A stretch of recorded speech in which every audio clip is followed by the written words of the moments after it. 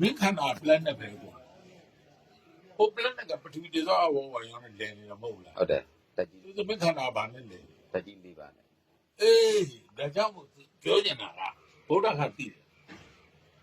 outside မှာရှိတဲ့ပထဝီတည်သောအဘော inside မှာရှိတဲ့ပထဝီတည်သောအဘော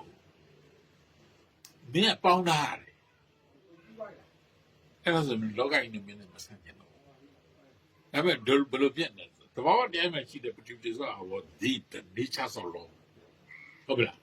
မင်းတို့ငါတို့ရှိနေတဲ့ပထဝီတည်သောအဘောတို့လောဘဒေါသမောဟနဲ့တွန်း ဩ ဖို့ရမတူ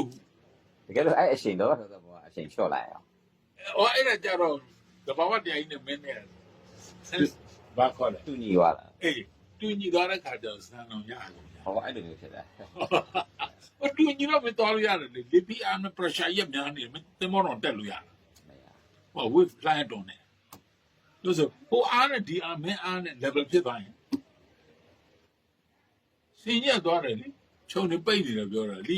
။တော့ကြောင်ပိတ်တယ်ကွာစင်သွားတော့ပိတ်လာ။မင်းတက်ကြည့်။အဲ့တော့ whole force အားနဲ့ co force အားနဲ့တူသွားရင်ပိတ်ဆက်ချောင်းချီ သူကဟိုတဘာဝတရားကြကြလို့ဖြစ်ရမှာ ။အေးစဉ်းစားဖို့လိုတယ်ဘာဝတရား။အဲ့တော့တဘာဝမစဉ်းစားဘူး one side.